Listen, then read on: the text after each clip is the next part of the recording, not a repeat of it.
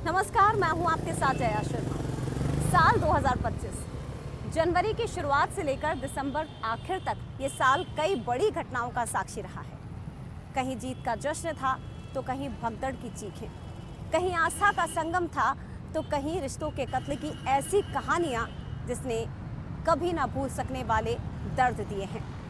तो चलिए इस खास पेशकश में हम आपको बताते हैं साल 2025 की देश की वो बड़ी घटनाएं जिसमें आस्था भी है, दर्द भी और बेरहम प्यार भी।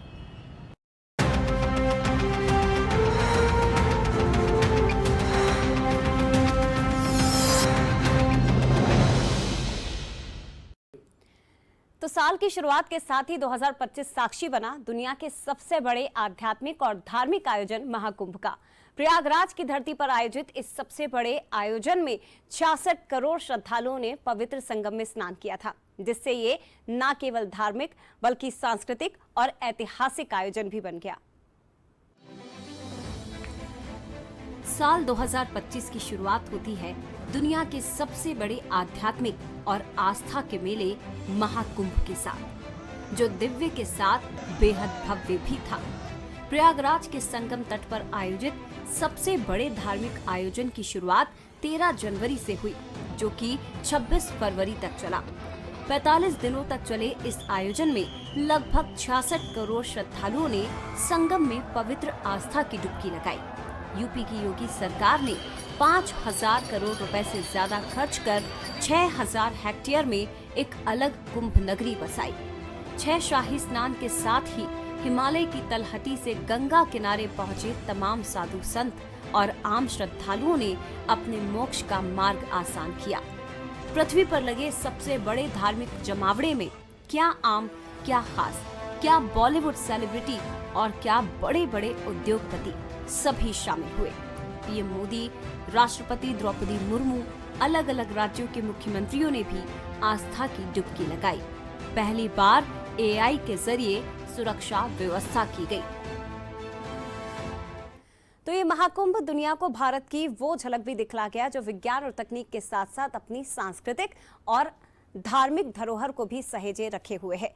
और इसी साल अयोध्या के श्री राम मंदिर पर ध्वज फहराकर ऐतिहासिक गाथा भी लिखी गई, जो कि मंदिर की संपूर्णता को दर्शाता है।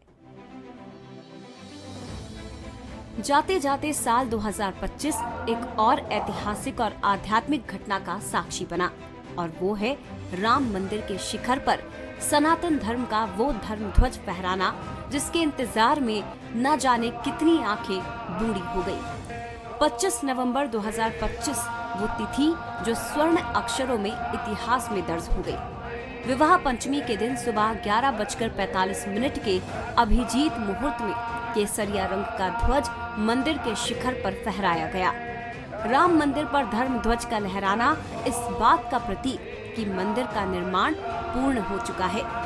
22 जनवरी 2024 को मंदिर में प्रभु श्री राम की प्राण प्रतिष्ठा हुई और 25 नवंबर 2025 को मंदिर संपूर्ण हो गया। 2025 हिंसा के वर्ष के तौर पर भी याद किया जाएगा। दुनिया में जहां जंग के मैदानों में खून बहा, तो वहीं दूसरी तरफ रिश्ते भी रक्त रंजित हुए हैं। मेरठ के गलियारे से निकलकर सामने आई एक घटना ने रिश्तों में भरोसे पर सवाल खड़े कर दिए। यहाँ एक पत्नी ने अपने प्रेमी के साथ मिलकर अपने ही पति को नीले ड्रम में कुछ इस तरह से दफन किया कि इसे याद करके आने वाले वक्त में भी लोग सिहर उठेंगे। साल 2025 रिश्तों के लिहाज से भी कुछ ऐसे निशान छोड़ गया जो सोचने को मजबूर करते हैं। मेरठ के नीले ड्रम कांड की खूब चर्चा रही। इस कांड ने पूरे देश को हिलाकर रख दिया। उत्तर प्रदेश के मेरठ में 18 मार्च को merchant navy officer Saurabh Rajput की बॉडी एक नीले ड्रम के अंदर से मिली। जांच हुई तो पता चला कि हत्यारा कोई और नहीं बल्कि सौरभ की पत्नी मुस्कान है, जिसने अपने बॉयफ्रेंड साहिल के साथ मिलकर पति को नींद में ही मौत के घाट उतार दिया। और इतना ही नहीं, उसकी बॉडी के टुकड़े टुकड़े करके एक नीले ड्रम में डालकर सीमेंट से सील कर दिया। पति की हत्या के बाद मुस्कान अपने बॉयफ्रेंड के साथ गोवा ट्रिप पर निकल गई। लेकिन मुस्कान और सौरभ की बेटी ने अपनी हत्यारी मां की करतूत दुनिया को बता दी। फिलहाल दोनों आरोपी मेरठ जेल में बंद हैं, जहां हाल ही में मुस्कान ने एक बेटी को भी जन्म दिया है। नीले रंग की इस घटना के बाद तो मानो एक सिलसिला सा चल पड़ा बेगुनाह पतियों के मर्डर का। इंदौर से राजा रघुवंशी की कहानी भी कुछ इसी तरह की है, जिसे बेइंतहा मोहब्बत के बदले मिली पत्नी की बेवफाई और मिली सिर्फ मौत। इंदौर का राजा रघुवंशी हत्याकांड, जिसने देश ही नहीं दुनिया को हिलाकर रख दिया। इंदौर के रहने वाले राजा रघुवंशी और सोनम की शादी परिवार की मर्जी से पूरे रीति रिवाज के साथ 11 मई को हुई।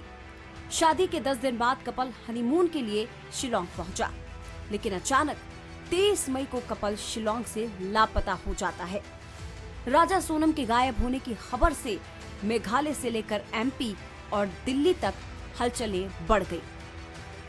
कई दिनों तक ढूंढने के बाद अचानक 2 जून को मेघालय के वेइसा डोंग फॉल्स के पास एक गहरी खाई में क्षत विक्षत हालत में राजा का शव मिलता है, लेकिन सोनम का कहीं कोई अता पता नहीं था, जिसके बाद सोनम रघुवंशी की तलाश तेज हो जाती है।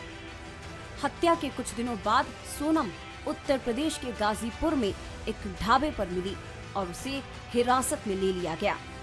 जैसे जैसे जांच आगे बढ़ती है तो खुलासा होता है कि शादी के महज 10 दिन बाद ही 23 मई को सोनम ने अपने प्रेमी राज कुशवाहा और उसके साथियों के साथ मिलकर बेरहमी से अपने पति का कत्ल कर दिया और उसके शव को शिलोंग की गहरी खाई में फेंक दिया।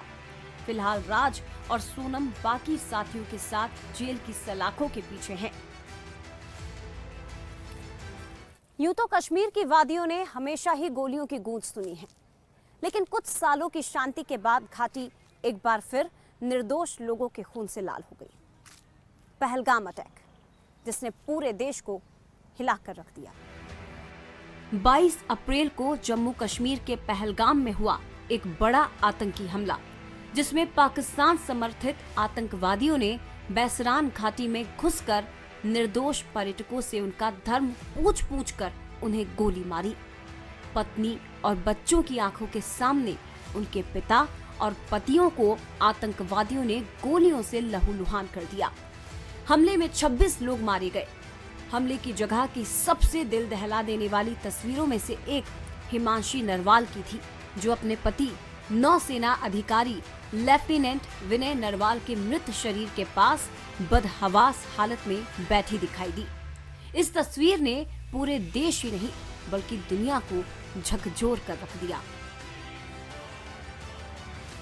पाकिस्तान ने जब कायराना करतूत की तो भारत कहां चुप बैठने वाला था। हमारी भारतीय सेना ने जवाब दिया ऑपरेशन सिंदूर से, और ऐसा जवाब दिया कि पाकिस्तान में बैठे आतंकियों की नस्लें भी याद रखेंगी।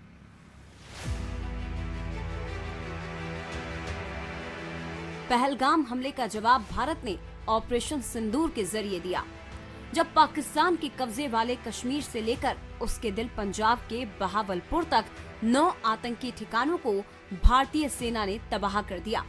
लेकिन पहलगाम हमले के 15 दिन बाद वो हुआ जिसका पूरा देश इंतजार कर रहा था।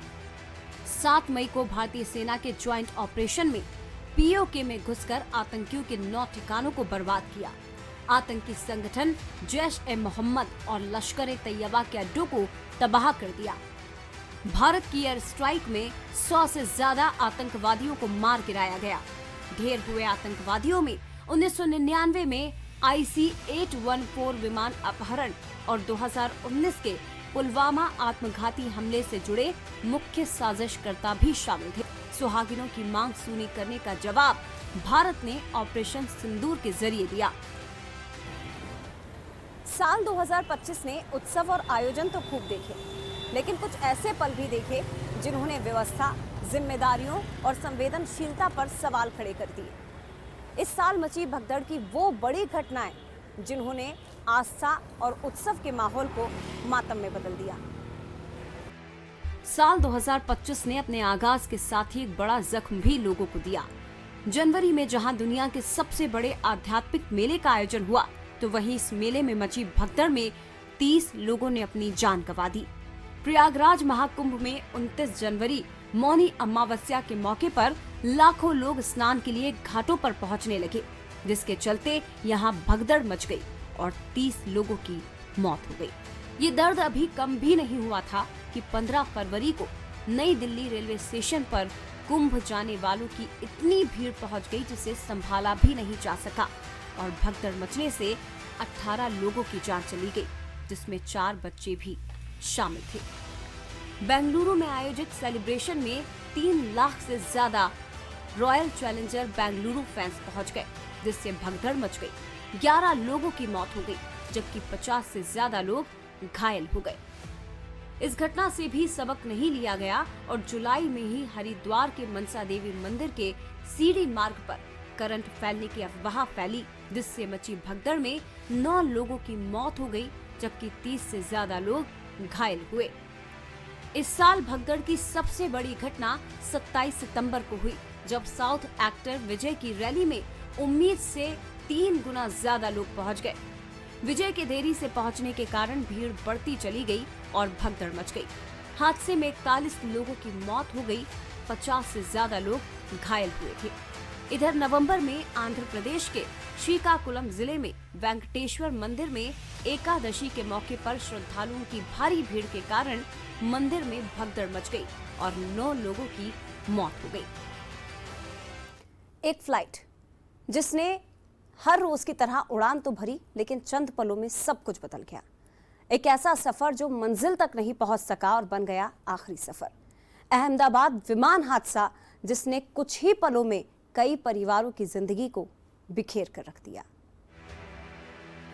गुजरात के अहमदाबाद सरदार वल्लभ भाई पटेल अंतर्राष्ट्रीय हवाई अड्डे से दोपहर 1:38 पर उड़ान भरने वाली एयर इंडिया की अहमदाबाद से लंदन जा रही फ्लाइट AI 171 टेक ऑफ के 30 सेकंड के अंदर क्रैश हो गई।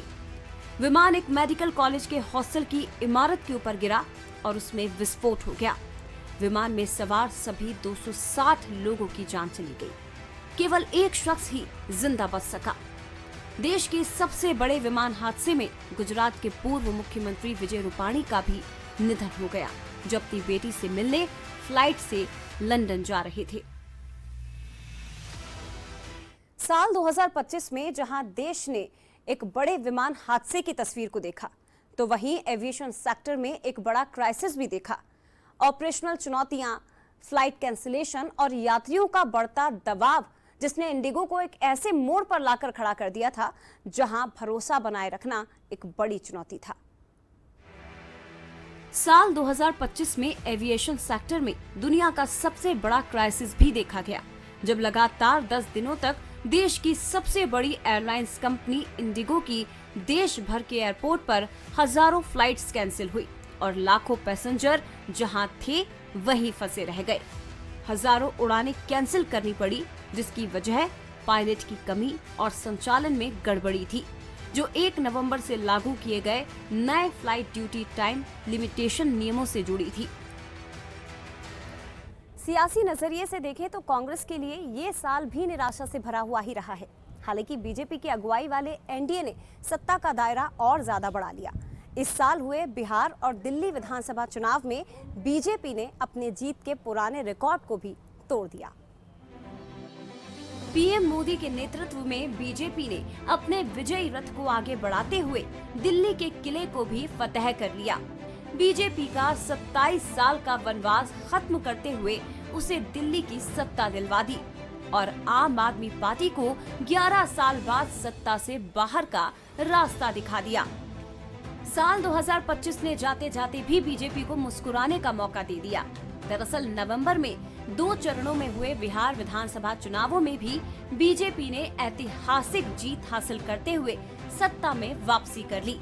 243 सीटों पर 14 नवंबर को आए नतीजों में एनडीए ने 202 सीटें जीतकर इतिहास रच दिया। राज्य की 101 सीटों पर अकेले चुनाव लड़ने वाली बीजेपी के खाते में सबसे ज्यादा 89 सीटें आई और इस तरह 4 दशकों की मेहनत के बाद बिहार में बीजेपी बड़े भाई की भूमिका में आ गई। सुनामी में महागठबंधन धराशायी हुआ और 20 नवंबर को नीतीश कुमार ने एक बार फिर बिहार के मुख्यमंत्री पद की शपथ ले ली। तो साल 2025 को हम पीछे छोड़ रहे हैं, लेकिन इसके सवाल, इसके सबक और इसकी यादें हमारे साथ आगे भी बढ़ेंगी। उम्मीद है कि आने वाला वक्त सभी के लिए गलतियों से सीखने का और बेहतर भविष्य गढ़ने वाला होगा। इसी के साथ खास पेशकश में फिलहाल इतना ही। नमस्कार।